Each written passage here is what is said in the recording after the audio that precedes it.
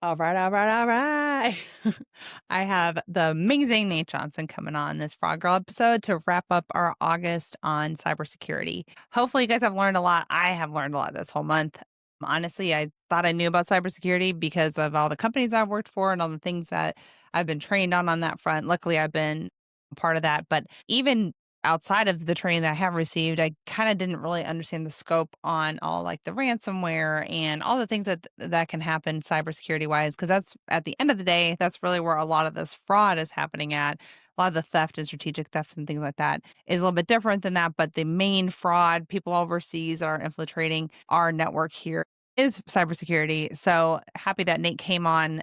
He has a great company with GLCS and Freight Movement. I'm a big Freight Movement advocate, I guess, because it's a great way to network with other logistics individuals and kind of get to know people and make sure that, you are in the know. And that's something we'll talk about here on the show is with Nate is about how ongoing training and ongoing knowledge about things is so important. So attending networking events, if you cannot make it to an actual conference, like I've said before on this podcast, actually, is if you are maybe your company doesn't have like the funds to bring into a conference or whatever, coming to those little networking events, it's paid for most of the time, or for sure, Freight Movement, they have drinks paid for. So it's really free to attend. You just got to show up and they have local ones all over the US. So be sure to follow them on LinkedIn and get all the know on that. Be sure to follow Nate Johnson. Always has great material. He has a great show, been on it a couple times. So he's a great advocate as far as especially the trucking side of things.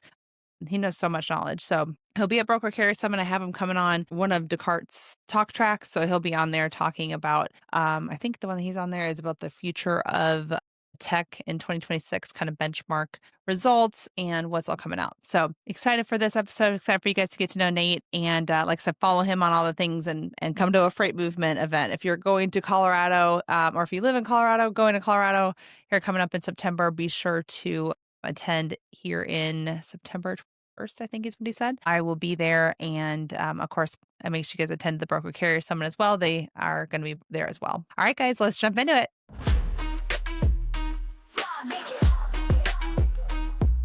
Well, thanks for joining me on here and repping all your stuff. Freight Movement. The best I got is the GLCS shirt or jackets. The Freight Movement, I think I like better because that's the party scene. So yeah. I like that one. Yeah, we're certain it's the networking scene. Networking. We've definitely got a lot going on with Freight Movement this year, and then next year even more. So we're doing a lot more events and bringing in a bunch more stuff too beyond just the events. So I think stay tuned there. The more partners we get involved, the more capabilities that we have, and the more interesting things that we're going to do. So kind of excited about all the discussions that we have going on with all kinds of different parties and just all the capabilities we can bring to the industry, and just being able to network with people that don't normally. Some people are able to network in other areas at the larger conferences, but many of the people that we're able to go out with can't get out to those as often. So, or don't want to. I'm kind of getting to a point where I don't want to. Just reassess our next 6 months and cut a bunch of well, I wouldn't say cut, we reduced a bunch. So yeah, just be more selective. But I think the ones in the city, like the one in Atlanta was awesome because like you said, there's a lot of them that never go to conferences, or, even like if your company's not going to pay you to go to a conference, you're not going to go. But if it's where I can go to just like hang out with and meet new people and network, I mean, I love the local events. I think those are my favorite. Yeah. Atlanta and Chicago caught new strides. I think, all the last few have been really good, but the Chicago and Atlanta, we've taken different practices at them. Definitely in our promotions and the way that we work with people like yourself and promoting. We did the same thing in Chicago. Mm-hmm. On the way that we're being very clear and concise on how you sign up and how we promote to the people who sign up so people don't forget. Yeah. It sounds good, but hey, we're working on this a month at a time. So, make sure that you don't hit a button on LinkedIn and forget about it. So, the fact that we're kind of paring it away from LinkedIn a little bit is something different. And we saw success at Chicago and Atlanta. Well, LinkedIn doesn't do a good job at giving notifications. So that's the only thing that stinks.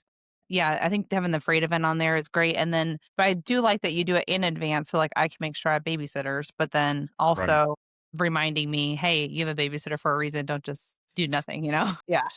Yeah. Now if I'm actually, I was just finishing up my video from last week. So I'm going to post because I haven't posted a recap or anything. So, and I put together a little video, just a 20-second splurb of all the pictures and whatnot. And Yeah. haven't done one of those in a while. So kick that off here in a little bit. I was hoping to have it before we got together here, but I'll Dang post. it.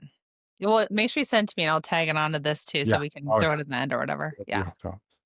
So Cool. we're talking cybersecurity, we're talking Cyber. freight fraud, all of that stuff. So yeah, we kind of set a baseline. Cybersecurity is a massive issue across the industry. Not just the industry, across the world. It's Right. actually the third largest GDP in the world. So, and I think it's That's wild. $14 billion industry. So when you think about that, it's the US, China, and then cybersecurity or cybercrime. So cybercrime. Right. Um, it's literally it's 14 trillion. So we're 10.5 trillion. Sorry, 10.5. I knew I had too many numbers in my head. Too many I was numbers. gonna say that's still a ton of Yep, money, however much it is. $1.5 trillion industry. The US is a $28 trillion GDP. China is an $18 trillion GDP. And so cybercrime is a $10.5 trillion problem. And so freight fraud is part of that problem.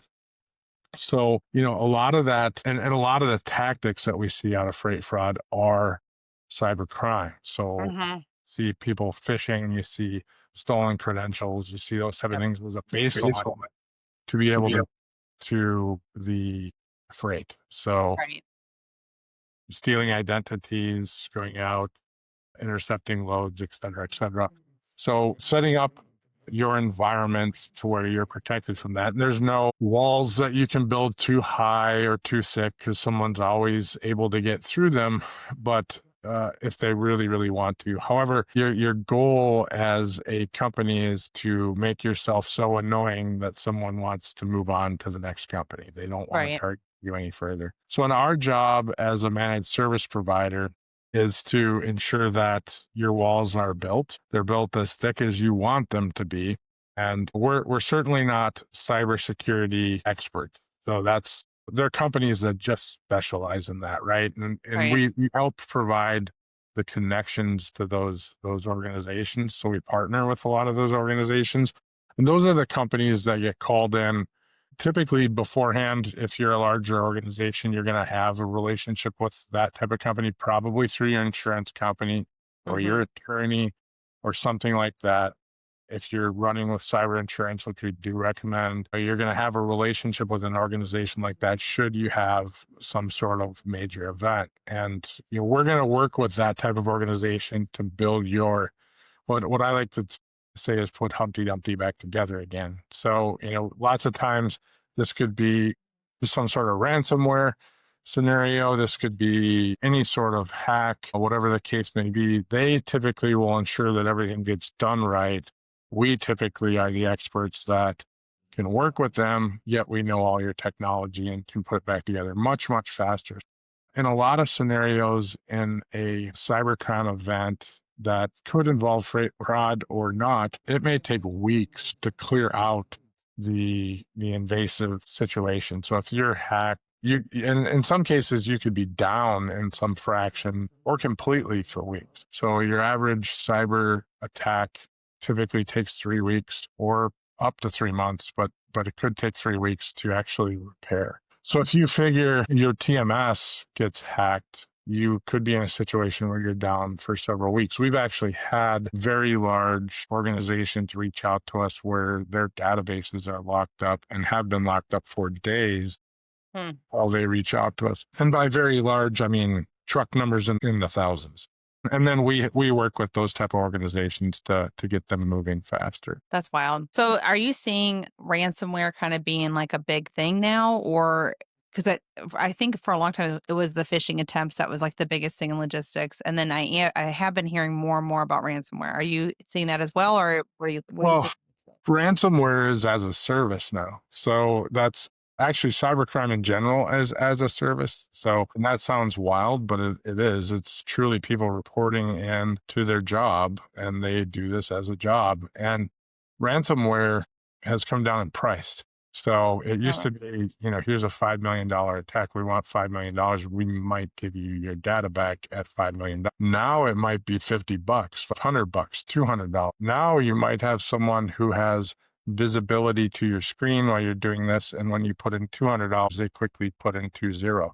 You don't know, and you're accidentally giving them $20,000. oh wow. Depending upon who you are, your credit card may go through with that $20,000 charge, and that cash is off, and you got to figure out how to stop it if you catch it. So there's all kinds of different scenarios that can happen. But because ransomware has come down in price, the frequency of it, it's now ransomware that not only targets companies, but it targets individuals as well.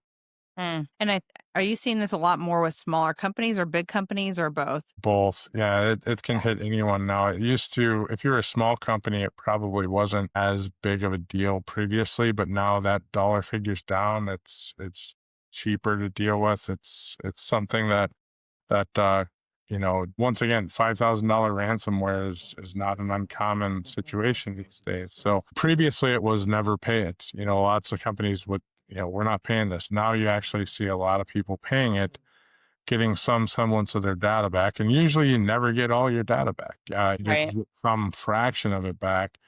And then that's where I come up with that statement of putting Humpty Dumpty back together again, is you never get the whole thing. You got to figure out how to piecemeal it all back together again. To defend against this, you have excellent recovery, excellent backups, Yeah. disaster recovery systems, redundancy. Redundancy is your friend, and these things all cost money. The more money you put into your defenses, the better off you're going to be. And you really have to look at how long you want to be down in not only a cybercrime event, but also a catastrophic event, because they apply the same way. In the case of Mhm. like Western Express, they got hit by a tornado, and I believe it was them that got hit by the tornado. I'm getting old. Yeah, but they were down for an extended period of time due to that. But it's the Yeah. same practice applied. The same practice applied, being capable of bringing their organization back up remotely for a period of time Yeah. until we're able to get reestablished. So really making sure your backup is just as good as your whole process. And I think ongoing training and ongoing updates to your processes is probably one of the biggest things too, as you That add more that's tech and when yeah. Yeah, absolutely. When the 90, what is it, 95% of all incidents start from human error. So Mhm. absolutely. That's something we were just going through our plans, our pricing plans on the managed services side. And by tier one, tier two are very basic plans. And then tier three, it starts to include cybersecurity training. And on a monthly basis, we're sending out training to individual users. We measure that training. If they fail, they have to take the training again.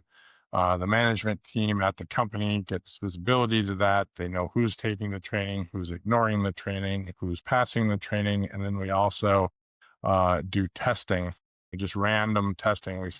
We do imitation phishing, Mhm. whatnot, to where we test everyone to see if they're clicking on bad things. And if they click on something, we go further and say, hey, will you give us your information too? And anything and everything that we can to create scenarios that show us where users need further education, we try to do that. Ultimately, it comes down to, if you start training users, you will see a change in behavior. That behavior doesn't change in a month, but in a year, you will see an entire organization to where change to where, hey, this email doesn't look right. I should get a hold of IT so they know that. Yeah. This thing doesn't look right. And when we flip that to freight fraud, uh, that's the difference of whether or not a load gets stolen potentially. So Right.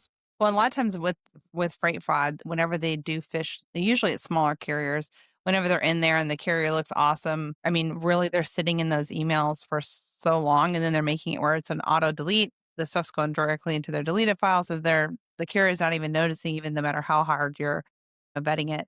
Do you have any, I guess, suggestions for those type of carriers or for anybody as to make sure like no one is in my system? I should randomly check like my deleted folder, make sure I don't have a bunch of emails I don't know about in there. Or is there anything similar to that people can Yeah, do to kind of deleted, managing your email appropriately, ensuring that your Outlook is correct, that you don't have a brokerage at xyzcarrier.com email address that's just one dump for all brokered loads. So Mm, that is probably the largest common issue, and I don't want to go through everything that we've seen, but I will say right. that the largest issue that we get generically without actually needing to be hacked comes from a generic email address. So Yeah.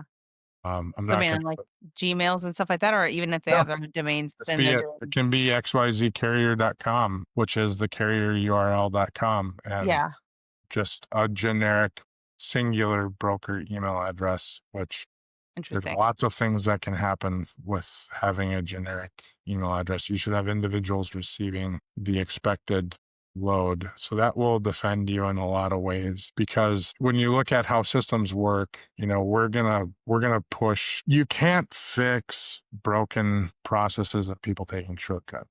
So Right. that's something that brokerage 101, verify your driver, verify a rate confirmation, get that Hmm.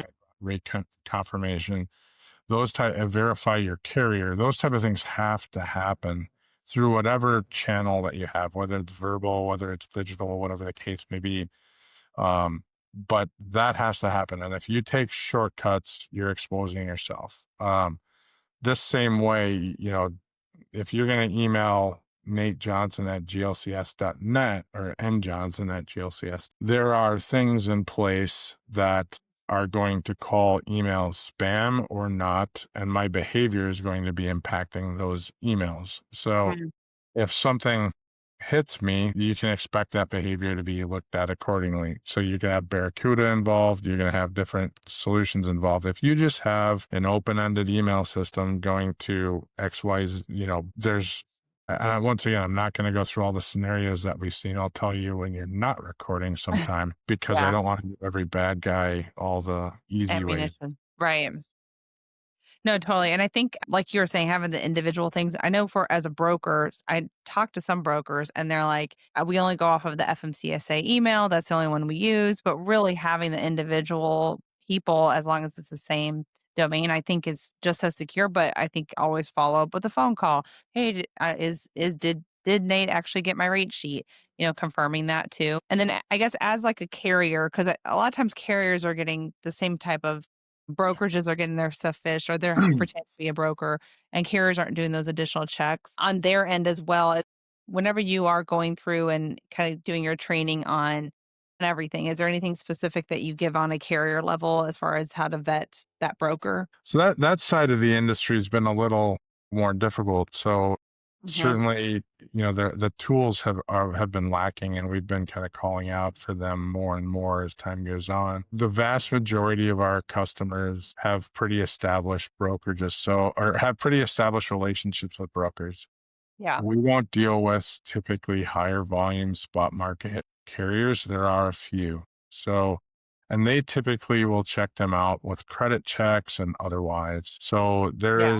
there is very little that we do digitally beyond that, and then validating that the brokerage actually exists, ensuring that they check out through normal methods, and then so from beyond that, I think that's typically the directions that we're going with the brokerage.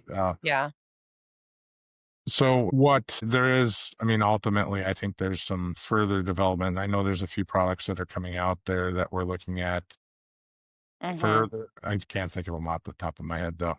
You have to, Well, uh, there's definitely a need for that. And I think a lot of times because carriers don't want to pay a lot of times for extra things like that. That's why there hasn't really been a big market for it. But I think right. it's gotten to the Well, point where it's the carriers need some way to vet. the issue is the big guys don't need it Hmm. because they're not doing it. The little guys don't want to pay for it because they can't afford it. So that's ultimately, so a credit check is great. I like the intention of what Truckstop is doing with the private fleet or whatever they're calling it. I don't think I've even seen that yet. Um, yeah, it's so if you look up private fleet or whatever, so they just released something where a broker can identify a carrier as kind of a partner or preferred carrier. I think I'll have it in a second, Okay. and then so that would show them like it doesn't show everybody all of the freight. Right. It only shows them private loads. Yeah, private load. So it only shows certain loads to certain pre-approved carriers through a truck stop for a broker. So that's one thing That's that's cool. kind of nice. But I Yeah. think the verse of that would be a carrier saying, I just want to see loads from a preferred broker. Right. So then I can very quickly on truck stop just like click a button and just see that. So that allows you to do business with the people who you prefer to do business with without having to reach outside of that. Sometimes it can be hard to see, especially if you're trying to do business with 50 of them. It's always easy to go do one. But Hmm. 50 is hard. So setting up with a new one, I agree with you. There's difficulty, but it's always hard to do it with the Yeah. smaller fucking companies. And once again, when you skip that step, if you don't do the credit check, if you don't do, or if you're following off of data, but then are you then turning around, looking up their website and calling them off of their phone number off their Hmm. website instead of the phone number that called you? Uh, Right. so that would be a good example of some baseline information that we typically would provide a carrier is verify that broker off of their website. Yeah. Because I know your company is really big on setting up a process for multiple different areas of their company, but making sure that everybody's on board, everyone's trained. And then you guys also help a lot with vetting out like a tech provider that will help them with whatever their business model is. I guess you're good at like helping them establish who their tech providers are. As far as the Correct. Yeah. that's right. Okay. So what we do across the board, so if we're not doing it, we typically are partnered with someone who is doing it. Hmm. And then we do something called the vendor selection. So if they're wanting, a fuel optimization solution or any sort of optimization solution, and we typically will define requirements and help them go to market and help them find that or for that solution. If they want a new TMS, if they want asset maintenance, they want an imaging solution, any sort of widget, it doesn't matter. Yeah. If something in market, we're going to go out and find it. If it's not in market, then we're going to find a way to build that for them, either through us or through one of our partners. So, Yeah. And then whenever you guys are recommending, you do part of because I guess one of the things that I've been talking about too to other people is just if you are taking on a new vendor, how to confirm that their cybersecurity is up to speed. Kind of like you said, like if someone's TMS gets hacked, like you're down for the count for a long time. So making sure the type of vendors that you're choosing has the right SOC and when's the last time they've done an audit and things like that. So I'm sure that's part of what you guys vet yeah, or and how that does gets that normally work? really hard in this industry because Yeah. compliance is difficult and ISO is difficult. And at a certain size, it is, is it really I mean, if you have an office of 10 people, this industry has no very few large freight tech providers. Yeah. So very few. Most people are like between 10 and 40 people in an office. Right. So they're not going to carry major certifications, yet they still may be healthy from a cybersecurity standpoint or, Right. or generally from an infrastructure standpoint, but they're not going to go out and get ISO. Right. So how do you know that? And that's something that we can typically help provide too. Typically, you're going to know that through data practices, partnerships, and discussions. How they present their data, how are their APIs built. There's generally good practices that a company is going to have. If you are firm on those requirements and need them in place, that can be part of that vendor selection agreement. We've certainly had a number of our customers make them requirements, and it does Yeah. slim down the vendor pool. So Yeah. And typically you have to pay more for those type of vendors too, because they are absolutely. larger. Yeah. Yeah, So I think that's something that a lot of people don't understand is whenever you are selecting, if they don't have this, it's cheaper, but if they do, you're going to have to pay for it. And nowadays everyone's trying to, cut costs here and there. So that's sometimes some things that they don't look at. And it can be very important. Like you said, there's different ways I think to keep things secure, but it's definitely a conversation to always have with your vendors. absolutely. Yeah, and sometimes comes down to who performs the best, and just because they have it doesn't mean that they're the best either. Sometimes that you have to Yeah. be careful what you wish for. Yeah, definitely. Well, I think I mean, obviously all I talk about all day long is fraud. So I think the free fraud stuff, like the phishing attempts and just the actual hacking into, even like how DAT was having such a hard time for such a long time. I think they've really battened down the hatches on their stuff, but I mean, they're still getting in as much as they can. That's where they're at the most. So I do think talking about cybersecurity and understanding that, and then of course having solutions like yourself out there that can actually educate the whole, your whole organization, because it is not just your dispatchers or not just your carrier reps or whatever. It is like your accounting team. Like everybody needs to know how to vet those emails, because once they get in one way, they're really in your whole platform, right? Yeah, and Sally in accounting doesn't know what to not click on, and Billy in safety doesn't know what to not click on, and they think they know, and they don't want to do what's wrong. And unfortunately, Sally has access to a lot of things you don't want nefarious people getting access to. Yeah. And this is a tough topic, and technology in our industry has gone from the dark ages to cutting edge in a short period of time. And that's sort of where we come in, is being able to bring you from that dark ages to, and you may have done a good job as an organization getting up there, but there are a lot of fine details and optimization that can be done for not not a very heavy expense, and ensuring that you have all the tools that you need and optimized them, and that you've optimized them in every particular way that you should, could be the difference between a lost load of freight, whether or not your business is operating tomorrow appropriately, whether or Hmm. not your business is operating next week. And we help you kind of determine what that down or outage calculator looks like, what the cost of an outage looks like, and then what your investment should be to what that should look like. Do you need to put $10 million into redundancy, or should you put $100,000 into redundancy, or do we just work with backups, like you've been doing for 20 years? What's the scenario if you go down, and how much does that cost after 2 hours, 4 hours, 8 hours, 24 hours? And then at what point does it become super critical? Yeah. Okay, so another topic. So you mainly deal a lot with the carrier side. So on the driver front, a lot of times they have their own cell phones and they're clicking on whatever they want to click on their phones, which also gives access to all this other stuff.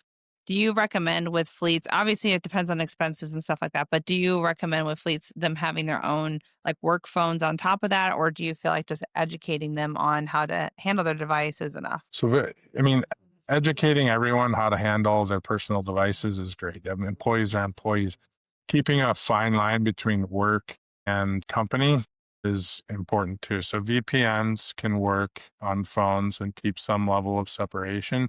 And Hmm. that is a possibility if you don't want to have that work phone, personal phone. Keeping email on a personal device is one thing that can still be exposure depending upon what is happening there. So, you can have your employees managing email. It depends on to the level that you go.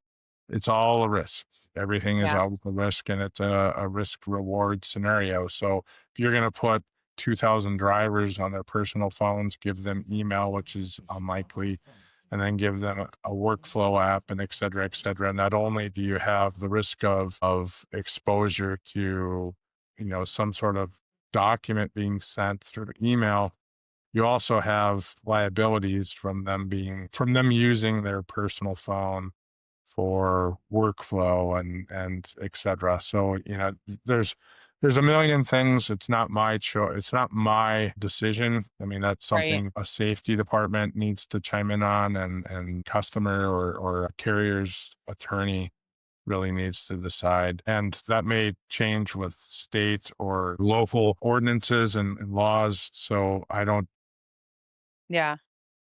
I don't really chime in on what's right or wrong with personal devices too much. I know that, us at GLCS, everybody has a personal device. If I gave them a company phone, everybody would probably freak out, because nobody wants to carry two devices. I So, know, I have 2, and it is definitely a pain. I mean, I've lost my second phone, so like, I lost it at the yeah, airport the other day, so it, I had to it go back. sucks. I had to hop off the plane and go get it.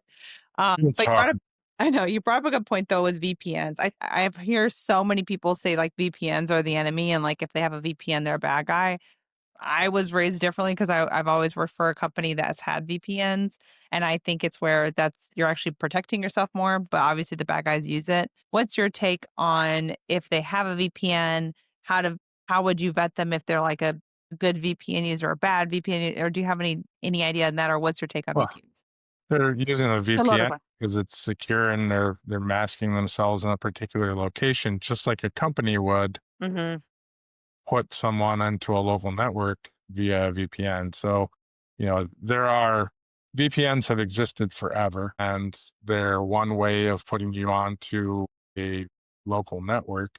Same thing with your phone. You can run a VPN on your phone and contain all the company applications. I think you can even run a company emulator. So you could in theory have a company phone on top of a personal phone to be able to flip it on and off. So, Yeah. those scenarios exist and they exist because they work. And, Right. so just because you have a VPN doesn't make you a bad actor. It's probably many, many, many more people using them for good purposes than bad. But Yeah. there's a, they didn't get developed for bad purposes. They got developed for good purposes and then got twisted and turned for the bad ways that they're being used. Yeah, I think that's such almost like a trigger word right now. Like, oh, if you have a VPN, it's like it's. I mean, to me, especially if they're a legitimate company, that makes them even more legitimate. But it is hard to spot if they are actually legitimate or not. If you're just going off of something basic like that. Our industry has a tendency of doing a few things kind of off in its own path. Hmm. We've championed social media to a level that I'm not sure any other industry really has. And maybe it has, but we definitely have taken social media well beyond our marketing aptitude. So that's something. And VPNs and our fraud and the way that we're combating fraud, and the way that everyone's an expert on fraud and how it's Yeah. all happening now is certainly interesting. So, everyone seems to know a lot about a lot of different things. The true reality of it is VPNs are used everywhere, every day for lots and lots of things. So, Yeah. I mean, there's a lot of things that go with VPNs. There's a lot of technology that's spun off of VPNs. Customers use VPNs every day for a lot of different things. Right. Just because they exist doesn't mean that it's bad. So, And definitely the social media presence and like how it's funny in logistics on LinkedIn is such like a thing. I don't know if it's like that in every industry. I kind of don't think so. I think absolutely. we're different. We're like in logistics, LinkedIn is our social media. But once one person comes up with like, oh, I fixed this bad, like I spotted this bad guy because of this, that goes haywire on LinkedIn and everyone's saying that, oh, that's how you fix all freight fraud. And it's like if it was the way you fix freight fraud, there wouldn't be It anymore. would do. Like Right.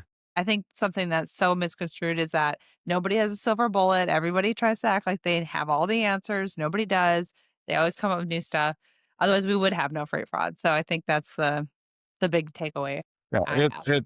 I think that there's a silver bullet. It just isn't going to happen fast. So it's education and Hmm. it's communication. It requires everyone to follow that educated process that comes out. And if we're going to cut corners, we will continue to be exposed. So Yeah. we cannot stop hijacking. I mean, that's the Yeah. only way. Law enforcement needs to be involved in that. Something has to change. We can't stop that.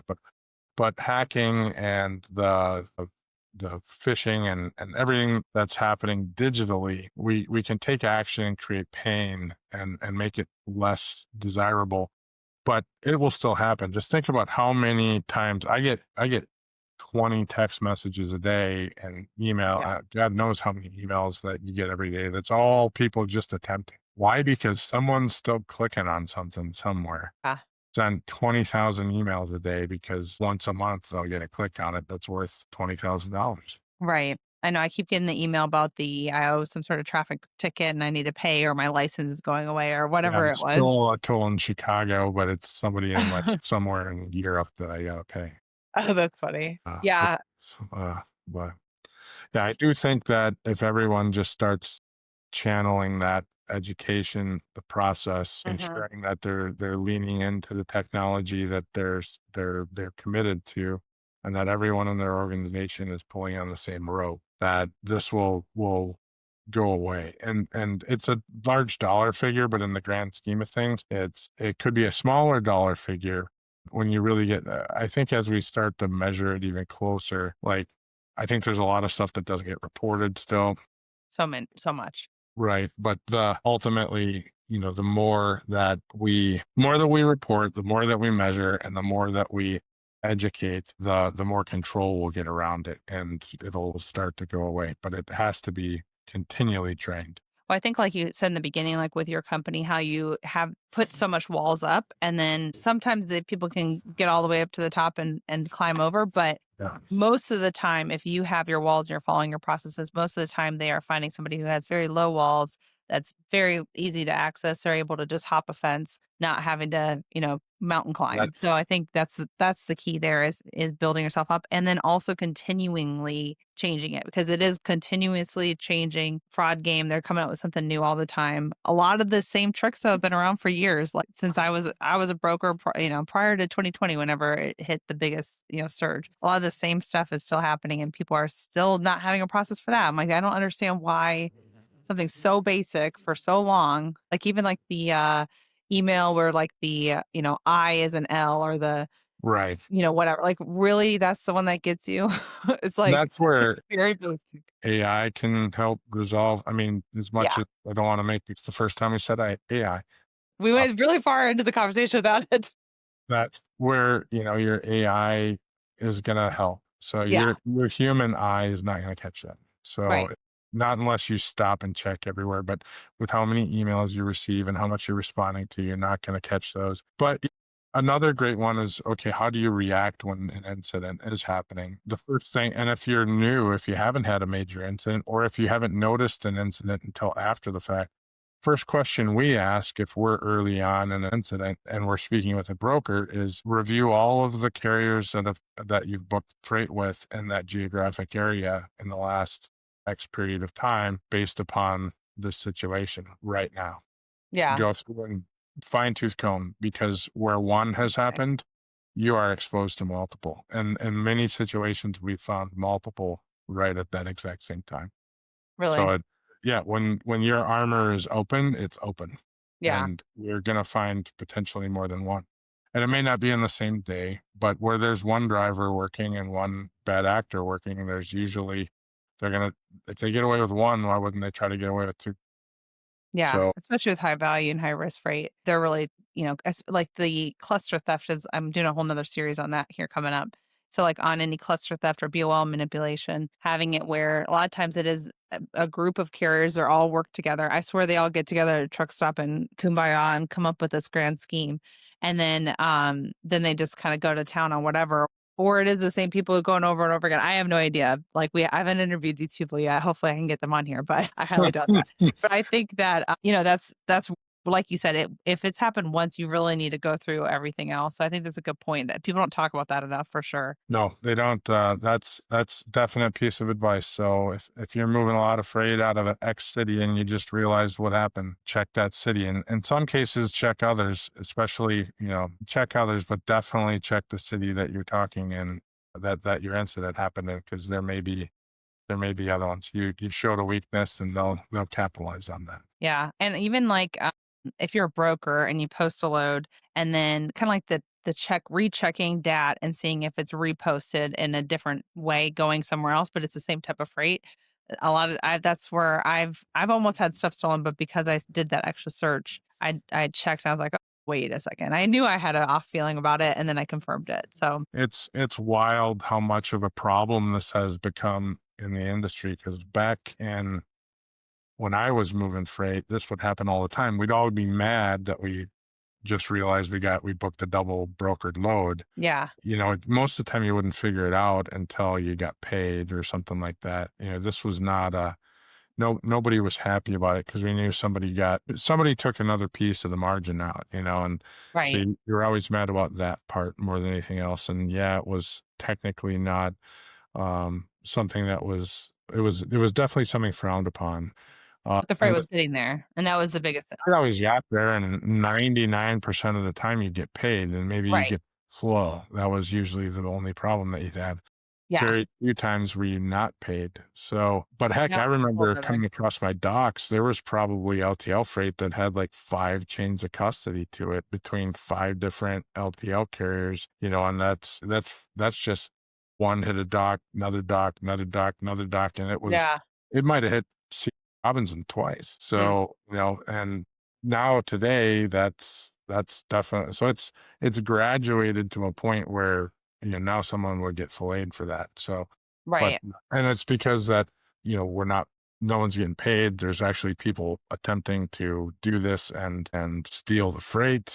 Yeah. So, Freight's there's not usually making it, and that's it's when it's like, wild. then you lose customers and then, like, everything it's definitely escalated, but it did start like that, and we were all yeah, it sucked, but it happened, we didn't I don't think we put enough security back then, and that's kinda what took Yeah. over. Yeah. And I'm not saying it was right back then, but it was something that I think everybody knew was happening way back in the day. And it's just graduated to this. It's a very interesting issue that really, I think, popped up in COVID Yeah. or in or around COVID and Mhm. became this. I think the rates kind of took it and then people realized, oh, there's this huge opportunity here. Yeah. It just, And that, everyone was at home, nobody was working, and yeah, right. so many people were laid off, people were desperate. Yeah. Yeah, it really opened the doors, I think that's where we're at now. But I do feel like it's getting better. So I get asked this question all the time, I'm gonna ask you, Sure. do you feel like we hit the peak in freight fraud? Today, with known systems, I would say, yeah, we're at a peak. We're only at a peak until somebody else finds out something new, Yeah. Yeah. about some interesting new thing. So, Yeah. My um, take is I think we were at a peak. I think we have educated enough and there is tools out there now finally. Yeah, it's still happening all the time, but I think as far as it, hitting everybody nonstop like it was, I think we're somewhat hitting a slower slope. It's still up there, but I think that's the fine. only thing that will get us is we're going to continue to measure so our numbers may get bigger. Yeah. And people are finally reporting it, kind Right. of. So, Yeah. we're going to have a new measurement and that may make a number larger, but I don't think that number was smaller before. I think it was just not reported. Yeah. I agree. That may be something, and like I said, tomorrow the new thing may come across and we may have to adjust because the bad guys move, and what doesn't work today or what is working today may not work for them tomorrow, but they're usually trying to figure out some other way that we're not thinking of. So, Right. and if they find something that they can exploit that we haven't thought of yet, who would have thought that we would have been in the situation that we're in today? So, or that we were in yesterday, probably moreover. So I feel like we've peaked based on the information that we have so far. Yeah. Awesome. Well, thanks for coming on here. You're the best. Absolutely. And tell us all about how we can reach you and know all about GLCS and freight movement and all the things that you do. Say all the things. Sure, sure. We'll start with freight movement. We're doing events and connecting the industry. So events throughout the industry all across the country. Look us up at Freight Movement, Fr8mvmt.com. Next event is 21st of September at the Gaylord Rockies in Denver, Colorado. Actually, I think it's Aurora, Colorado, right by Denver Airport. It's adjacent to McLeod's user conference. So looking forward to that. I will be Then there.